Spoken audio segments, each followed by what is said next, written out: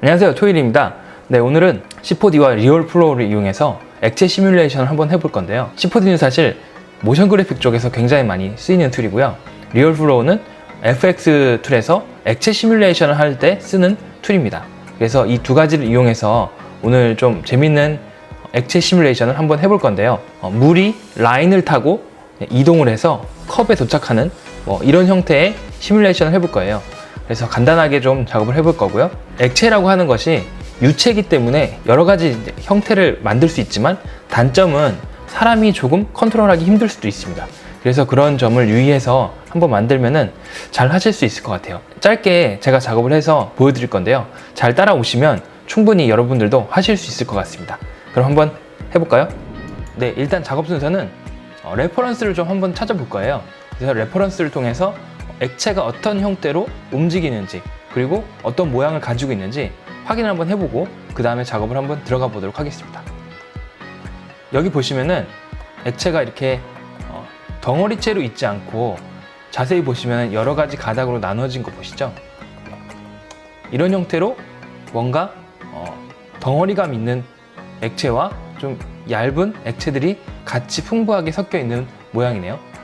이런 식으로 구현을 하면은 충분히 좀 괜찮은 모양이 나올 것 같아요. 그럼 한번 직접 해보겠습니다. 일단 시네마 4D를 켜시고 리얼플로우를 설치하셔야 돼요. 바로 리얼플로우 씬을 만듭니다. 그리고 씬에서 에미터라는 게 있습니다. 에미터는 액체를 발생시키는 시작점입니다. 그리고 저는 라인을 따라서 이 액체가 흐르도록 하기 위해서 라인을 한번 그려볼게요. 라인을 따라서 이동할 수 있도록 이렇게 한번 그려보겠습니다. 네, 이렇게 그렸습니다. 사실 이 상태에서 리얼플로우를 재생시키면 이렇게 물이 나옵니다. 그런데 선을 따라가진 않아요. 그래서 선을 따라가게 하는 명령이 필요합니다. 리얼플로우에 들어가면 데몬이라는 게 있어요. 데몬이라고 하는 옵션에서 제일 먼저 D스플라인이 있습니다. 이 D스플라인은 라인을 따라서 액체가 움직이도록 하는 거거든요. 제가 이미 그려둔 이 스플라인을 D스플라인에 스플라인 오브젝트에 등록시키겠습니다. 그러면 일단 기본적으로 라인을 따라가게 돼 있어요.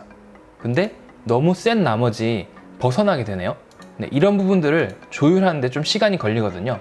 여러분들이 작업할 때 이 부분만 잘 하시면은 나머지는 크게 어렵지 않습니다. D스플라인에 있는 레디알 스트렝스라는 게 있습니다. 이 레디알 스트렝스는 라인에 강하게 붙도록 이렇게 도와주는 옵션이거든요.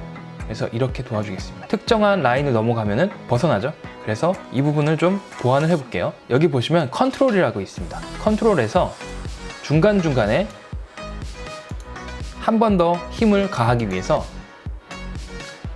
서클 같은 것들을 추가를 해줍니다. 컨트롤하는 이 서클들을 추가해 주시면은 이 라인에 따라서 좀 더 액체들이 벗어나지 않고 잘 따라올 수 있을 것 같아요. 네, 이렇게 해주시고요. 한번 볼까요? 네, 이런 식으로 라인이 조금 더 따라오는데 아직도 좀 부족하죠?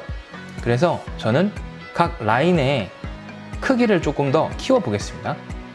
많이 키워 볼게요. 제가 라인이 벗어나지 않도록 서클을 키워 주시면은 벗어난 액체들도 다시 돌아오게 되거든요.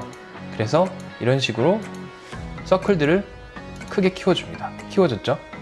그 다음 레디얼 스트렝스를 조금 더 키워볼게요. 이렇게 한 2000 정도로 키워보겠습니다. 이렇게 라인이 벗어났다가도 다시 돌아오게 되죠. 그런데 모양이 조금 아쉬워요. 그래서 이런 부분들을 좀 보완하기 위해서 액체가 나오는 속도를 조금 줄여보겠습니다. 한 100 정도로 한번 줄여볼게요. 프레임은 300프레임으로 늘려보겠습니다. 모양이 조금 더 화려하게 들어가기 위해서 이 부분은 좀 괜찮긴 한데 앞쪽 부분이 좀 약한 것 같아요. 그래서 회전력을 좀 키워보겠습니다. 한 180 정도로 키워볼게요. 그렇게 되면 액체가 회전을 하면서 나오기 때문에 약간 더 모양이 풍부해지게 돼요. 보이시죠? 아까보다는 좀 더 풍부한 형태의 모양을 보일 수 있죠?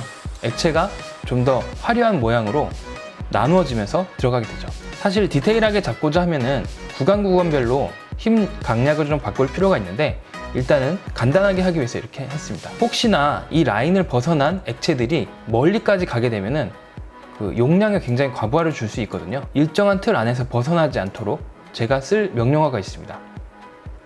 킬 볼륨이라는 건데요. 이 킬 볼륨을 이용하면 이 박스를 넘어가는 액체들은 사라지게 돼요. 그러면 이제 이 액체의 표면을 한번 만들어 볼게요. 지금은 파티클이기 때문에 렌더링을 걸 수가 없어요. 그렇기 때문에 메셔라는 부분을 만들어 보도록 하겠습니다. 메셔는 폴리곤이라고 생각하시면 돼요. 액체의 표면을 만든다. 그렇게 생각하시면 되거든요.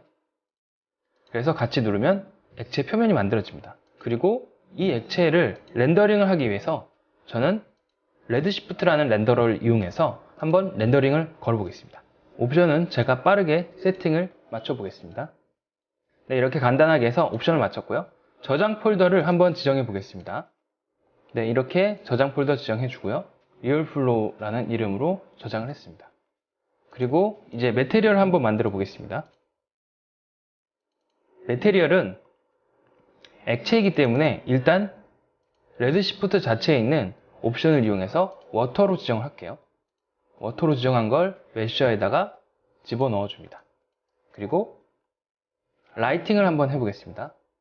레드시프트에 있는 라이트, 돔라이트 하나와 에어리어 라이트 하나를 이용해 볼게요.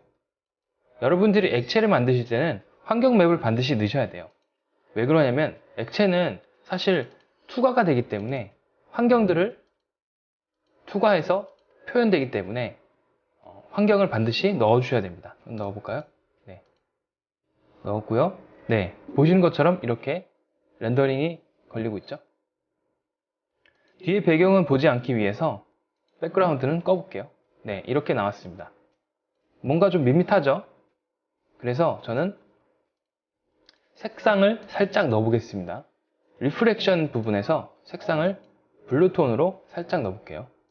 그래서 여러분들이 보시면서 괜찮은 느낌을 좀 찾으시면 될 것 같고요.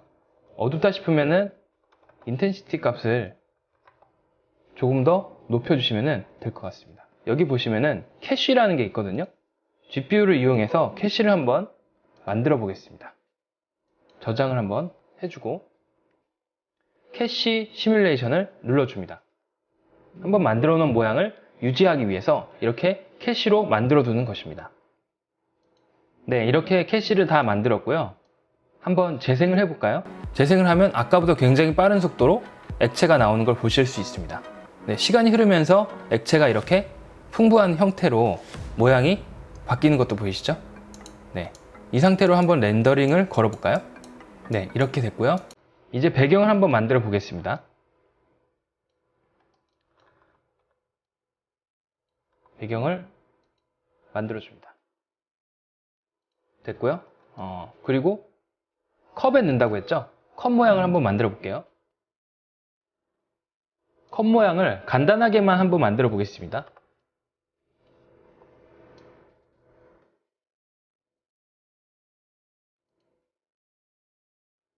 컵이 아니라 그릇이네요. 여기서 익스트루드로 간단하게만 컵 모양을 만들겠습니다. 다시 한번 렌더링을 걸어 보겠습니다. 네, 지금 퀄리티가 굉장히 좀 낮게 진행이 됐는데 여러분들이 하실 때는 옵션 값을 좀 높이셔가지고 퀄리티를 높이시면 될 것 같아요. 조금 더 디테일한 모양을 만드실 수 있습니다.